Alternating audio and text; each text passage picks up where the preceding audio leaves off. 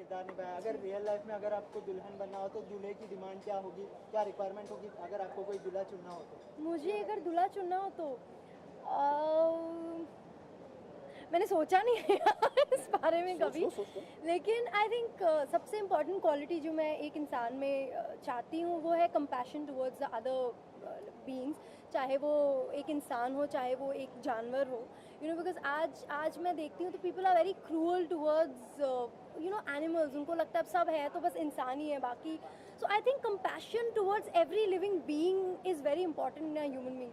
बाकी तो उसके साथ गुड लुक्स और यू नो थोड़ा सा बाकी सारी चीज़ें तो लाजमी है, वो तो ज़रूरी है ही उसमें। मतलब वो उतना सोचती नहीं हूँ, मेरा दूल्हा बनना है तो ही हैज़ टू मैच मी, लेकिन उसके अलावा कंपैशन इज़ वेरी इंपॉर्टेंट। आप लोगों से पूछना चाहूँगा, कॉमेडी फिल्म काफ़ी आ रही है आजकल बॉलीवुड में, लेकिन कुछ लॉजिकल आती हैं कुछ इलॉजिकल आती हैं जिनका कोई सेंस नहीं होता है। ये किस कैटेगरी में आती हैं और लोगों को इम्प्रेस कर पाएगी अगर ये पर्दे पे आती है तो? सिर्फ सर मुझे तो ऐसा लगता है कि बिल्कुल लॉजिकल इलॉजिकल, देखिए सिनेमा जब आप बनाते हैं तो एक कहानी आपने लिखी है उसको आप कहना चाहते हैं, अब कितने अच्छे तरीके से आप कह सकते हैं वो बात होती है। दूसरी चीज़ ये कि हमारी जो कहानी जो कॉन्सेप्ट है वो बहुत ही इंटरेस्टिंग सा है, ऐसा मैंने कभी देखा नहीं है इंडियन सिनेमा में या कोई भी सिनेमा में प्रॉक्सी वेडिंग के ऊपर कि दूल्हा ही बदल दिया और बदले हुए दूल्हे को भी बदल दिया। तो कॉमेडी ऑफ एरर बोल लीजिए या सिचुएशनल कॉमेडी बोल लीजिए, ऐसी फिल्म है कि there is nothing below the belt, कोई अश्लीलता नहीं है फिल्म में कहीं भी।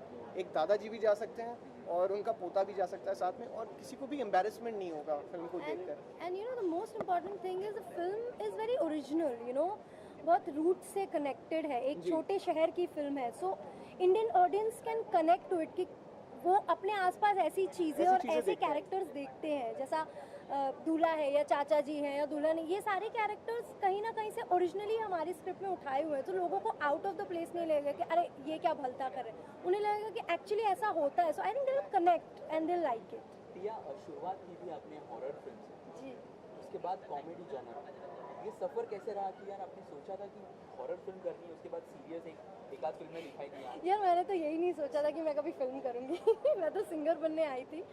बट जैसा कहते हैं कि डेस्टिनी जो है प्लेस गेम्स विद यू, और टीवी एक्टर से एक फिल्म एक्टर बनी हॉरर फिल्म्स की, और उसके बाद सीधा एक कॉमेडी जॉनरा की फिल्म की। तो मैंने कभी अपना करियर प्लान नहीं किया, जो सामने आता है और मुझे लगता है कि मुझे ये करना चाहिए, क्योंकि मैं दिमाग से नहीं सोचती हूँ, दिल से सोचती हूँ। तो अगर मुझे ऐसा लगता है कि मुझे ये फिल्म करनी चाहिए मैं करती हूँ, फिर उसके बारे में मैं ये नहीं सोचती कि क्या बैनर है या कौन क्या कर रहा है। अगर फिल्म अच्छी है, क्योंकि आज I think as an audience अगर आपसे भी पूछा जाए तो you would want to go and watch a film which has a good story, not just big names and there is no story, people are doing anything. So I think आज audience बदल रही है, तो I am very confident about this film. तो finally viewers को क्या कहना चाहेंगे आप दोनों इस पर्टिकुलर फिल्म के बारे में? यही कहना चाहेंगे 7 अगस्त को हमारी फिल्म रिलीज हो रही है, बाकी की क्रेजी बारात। बाकी की क्रेजी बारात, and it's a fun film, fun filled film. इतने अच्छे एक्टर्स हैं, और आई नो इट्स अगर आपको कहें कि आप अपने पैसे खर्च करके जाइए तो it has to be worth it. So I think it will be worth your money, so you must go and watch the film. It's a full on comedy family entertainer. Thank you so much. Thank you so much. So much and all the best.